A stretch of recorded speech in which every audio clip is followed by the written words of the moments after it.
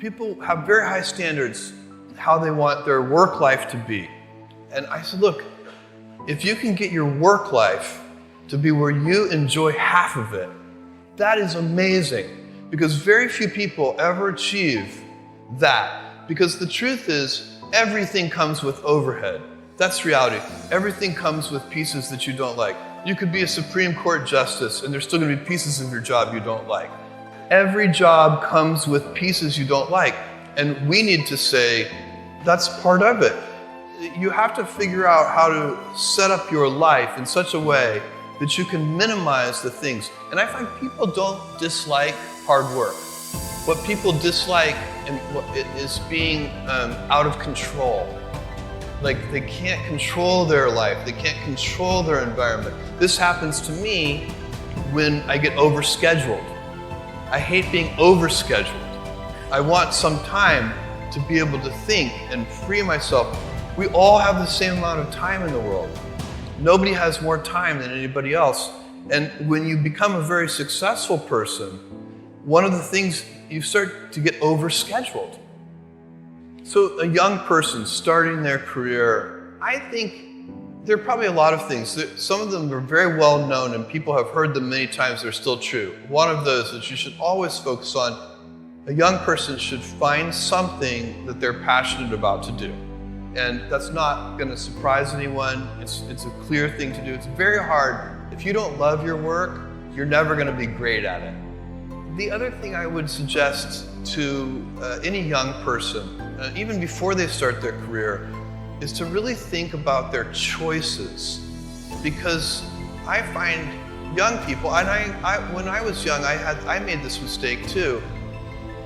You can get very fixed on your gifts. So everybody has gifts. You know, you have gifts and you have things that you didn't get gifted. Maybe you're extremely beautiful, maybe you're extremely good at mathematics, there are a lot of things that you can be given.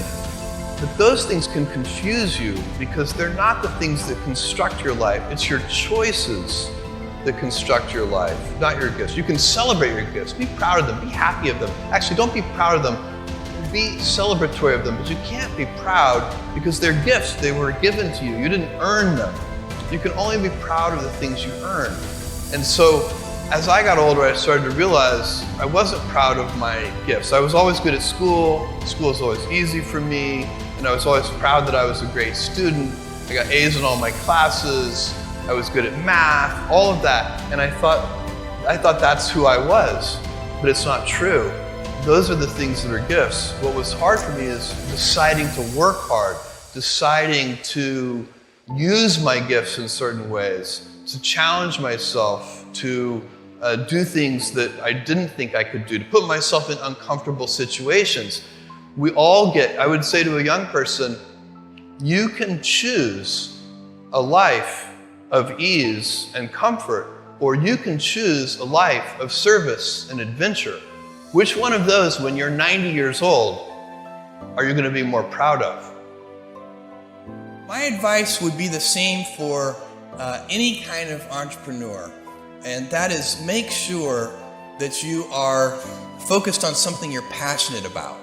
So if you look at the early internet companies, they were started and focused on doing something that they thought was very interesting long before the internet was fashionable in any way.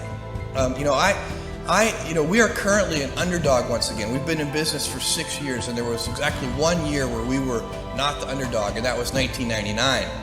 I like the underdog years because it makes, I liked it when all the people we hired, their parents told them they were crazy. Like that was kind of the good era. Fortunately, it's back. In 1999, all the parents were like, giving their brothers and sisters high fives. My son is working at Amazon.com. So that's a very, you can't follow the fashion when you're trying to do a startup company, or I think really anything in life. But you have to, as an entrepreneur, if you're gonna build a company, pick something you think is interesting that has the intersection of genuinely creating real customer value, and then just stay right there and let the wave catch you. Whatever it is that you want to do, there's going to be risk in your life, and risk is a necessary component of progress. You can make any pioneering movements in the world of any kind, whether they be the geographical, physical exploration that I've just been talking about, or whether it be a more cerebral exploration of a scientific field. Or I bet you could ask that question of every speaker here, and I bet that every speaker here has taken substantial risks, whether it be intellectual or otherwise, to achieve what they've done.